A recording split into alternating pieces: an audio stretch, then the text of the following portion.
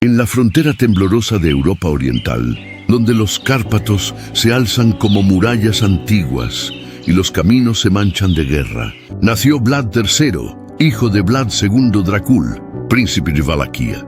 Desde niño aprendió que el poder se sostiene con miedo y que la debilidad se paga con sangre. Fue rehén en la corte otomana, donde observó la disciplina del enemigo y la crueldad como instrumento de gobierno. Allí, entre intrigas y castigos, forjó una voluntad inflexible y un odio paciente. Cuando regresó a su tierra, encontró un trono disputado por boyardos traicioneros y vecinos ambiciosos. Valaquia era un reino pequeño atrapado entre imperios, obligado a inclinarse o a ser aplastado. Vlad eligió resistir. Su primer mandato fue breve, una chispa en medio del caos, pero bastó para aprender que la clemencia invitaba a la conspiración. Exiliado y perseguido, regresó con el propósito de imponer orden absoluto.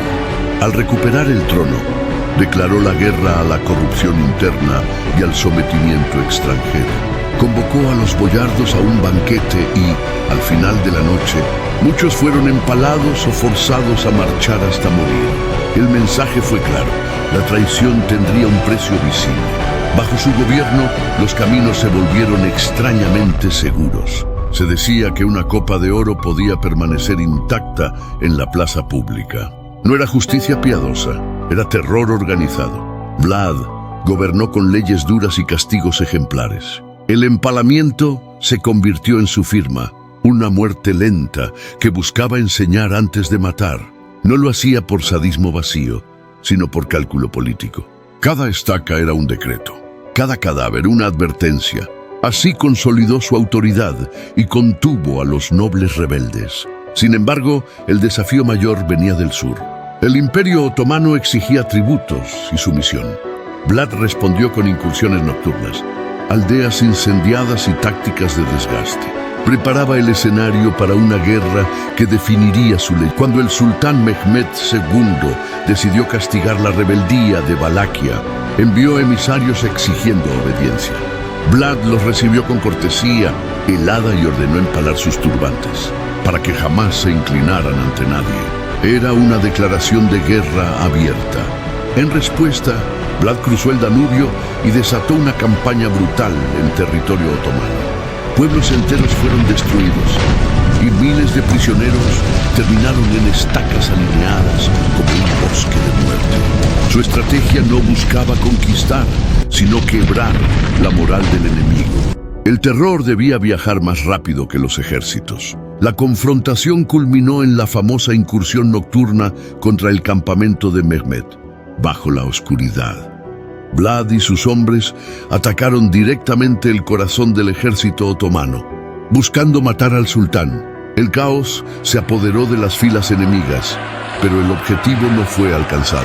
Aún así, el mensaje fue devastador. Cuando Mehmed avanzó y encontró un campo repleto de cuerpos empalados, comprendió que enfrentaba a un gobernante dispuesto a convertir la tierra misma en un arma. El avance otomano se detuvo no por derrota militar total, sino por el impacto psicológico.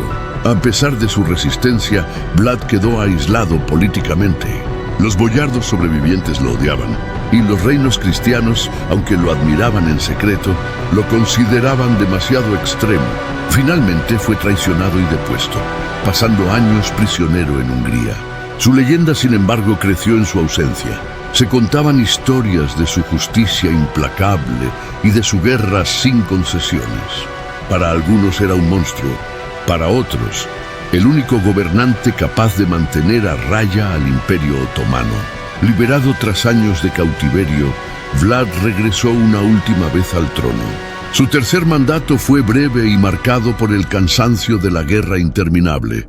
Murió en combate o asesinado, y su cabeza fue enviada a Constantinopla como prueba de su fin. Sin embargo, la muerte no apagó su nombre. Vlad el Empalador quedó grabado en la historia como un símbolo del poder del miedo.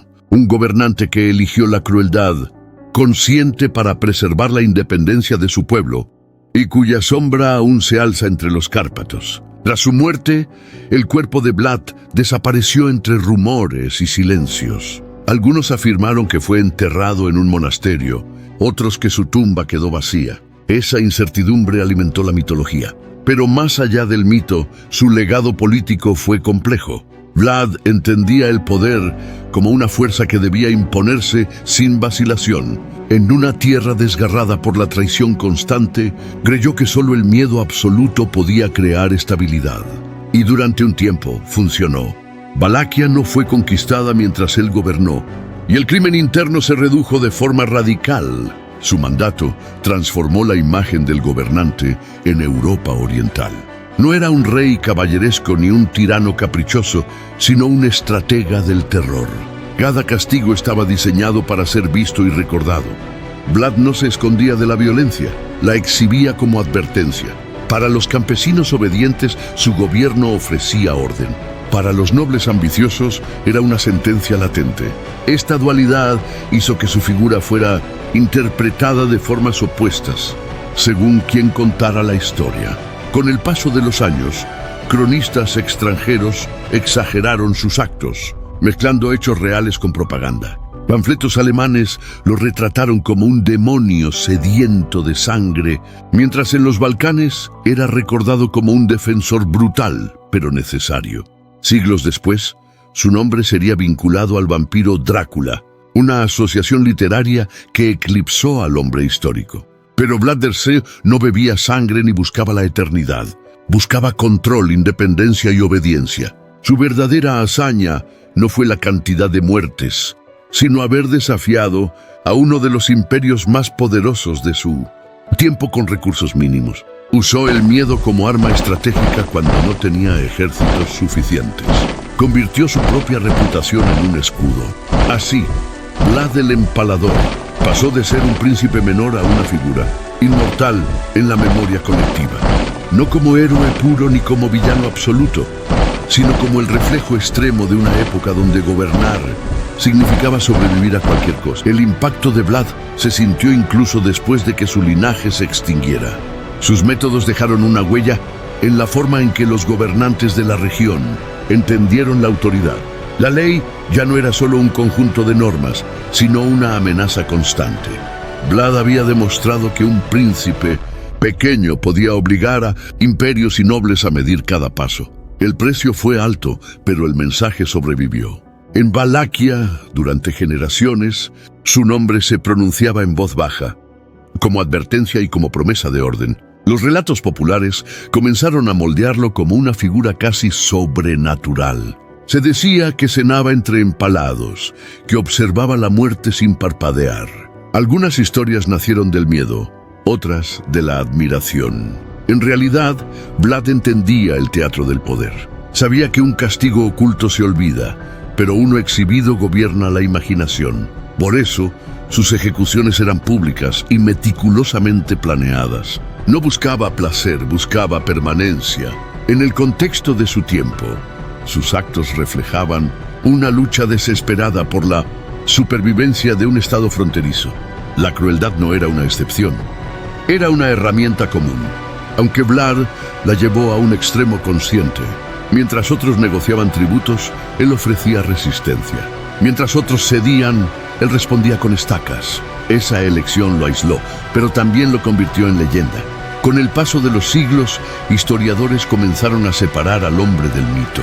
Descubrieron a un gobernante educado, políglota, profundamente religioso a su manera, convencido de que actuaba con justicia divina. Para Vlad, castigar era un deber sagrado. Su fe y su violencia no estaban separadas. Creía que el orden impuesto por el miedo era preferible al caos de la traición. Así, su historia se mantiene como una pregunta abierta sobre el poder, la moral y los límites de la autoridad. El nombre de Vlad también quedó marcado por la propaganda política. Sus enemigos entendieron que destruir su reputación era tan efectivo como derrotarlo en el campo de batalla. Los panfletos impresos en Europa Central lo describían como un monstruo inhumano, omitiendo el contexto de guerra constante y exagerando cada ejecución. Estas historias viajaron rápido y fijaron una imagen que sobrevivió siglos. Sin embargo, en Valaquia, Muchos campesinos recordaban su gobierno como una era de orden implacable, donde el robo y la traición casi desaparecieron. Vlad no gobernaba desde la distancia. Recorrió aldeas, escuchó disputas y aplicó castigos inmediatos. Para él, la ley debía ser rápida y visible. Creía que la lentitud debilitaba la autoridad. Esta forma directa de gobernar reforzó su control, pero también alimentó el odio silencioso de quienes temían convertirse en ejemplo. Cada decisión consolidaba su figura como juez absoluto, sin intermediarios ni perdón fácil. Su relación con los reinos cristianos fue ambigua. Era celebrado como defensor de la cristiandad frente al Islam otomano, pero al mismo tiempo temido por su brutalidad. Los aliados nunca estuvieron seguros de si Vlad era un muro protector o una amenaza latente. Esta desconfianza contribuyó a su aislamiento y facilitó su caída final. Aún así, su resistencia retrasó la expansión otomana en la región, ganando tiempo para otros estados. Así, Vlad el Empalador encarna la paradoja del poder extremo. Fue producto de su tiempo y, a la vez, una anomalía dentro de él. Gobernó con terror porque creyó que no existía otra opción. Su historia no ofrece consuelo ni moralejas simples. Es el relato de un hombre que convirtió el miedo en gobierno, la violencia en lenguaje político y su propio nombre en arma. Por eso, siglos después, Vlad sigue siendo recordado, no por la paz que trajo, sino por el orden que impuso a cualquier precio. Con el tiempo, la figura de Vlad comenzó a ser reinterpretada por cada generación. Para algunos, fue un mártir que defendió su tierra sin ayuda real. Para otros, un tirano cuya crueldad superó cualquier justificación. Esta división revela la profundidad de su impacto. Vlad no fue olvidado porque su gobierno no fue tibio ni discreto. Fue una ruptura violenta con la política de sumisión que dominaba a los pequeños principados. Su mandato demostró que incluso un estado frágil podía imponer condiciones si estaba dispuesto a pagar el precio. Las hazañas de Vlad no se miden solo en batallas ganadas o perdidas, sino en el miedo que sembró en sus enemigos. El Imperio Otomano aprendió que Valaquia no sería una presa fácil mientras su nombre estuviera en el trono. Sus tácticas de tierra quemada, sus ataques sorpresa y su uso del terror psicológico influyeron en estrategias posteriores. Vlad entendía que la guerra no se libra solo con espadas, sino con símbolos, y él mismo se convirtió en el símbolo más temido de la región. A nivel humano, su vida fue una sucesión de traiciones, cautiverios y regresos forzados. Nunca conoció una paz duradera. Gobernó sabiendo que su caída podía llegar en cualquier momento. Esa conciencia constante alimentó su dureza. Para Vlad, gobernar era una batalla diaria contra enemigos visibles e invisibles. No dejó herederos fuertes ni un reino estable a largo plazo, pero dejó una advertencia histórica sobre el costo de resistir. Hoy Vlad el Empalador sigue provocando incomodidad porque desafía las categorías simples. No encaja del todo como héroe ni como villano. Fue un gobernante moldeado por la guerra, que eligió el terror como herramienta consciente. Su historia obliga a mirar de frente una verdad incómoda. En ciertos momentos de la historia, el poder se sostuvo no con justicia, sino con miedo. Y Vlad fue su más crudo representante. La permanencia de Vlad en la memoria colectiva también se debe a la crudeza con la que enfrentó la realidad de su tiempo. No gobernó con ilusiones de paz duradera, sino con la certeza de que la violencia era el idioma dominante. En un mundo donde los juramentos se rompían con facilidad y las alianzas cambiaban según la conveniencia, Vlad decidió que el temor sería la única moneda estable. Esta visión lo llevó a extremos que incluso sus contemporáneos consideraron inaceptables, pero que lograron resultados inmediatos. Sus castigos no distinguían rango cuando la ley era violada. Ladrones, nobles y soldados recibían el mismo destino si desobedecían. Esta igualdad ante el terror reforzó su imagen de justicia absoluta. Muchos cronistas relataron casos en los que castigó a funcionarios corruptos con la misma severidad que a criminales comunes. Para Vlad, la autoridad perdía sentido si no se aplicaba sin excepciones. El poder debía ser indivisible y visible. A pesar de su dureza, no fue un gobernante caótico. Implementó medidas para fortalecer la economía local, protegió rutas comerciales y aseguró la recaudación de impuestos sin intermediarios abusivos. El orden que impuso permitió que la vida cotidiana fuera más predecible para quienes obedecían.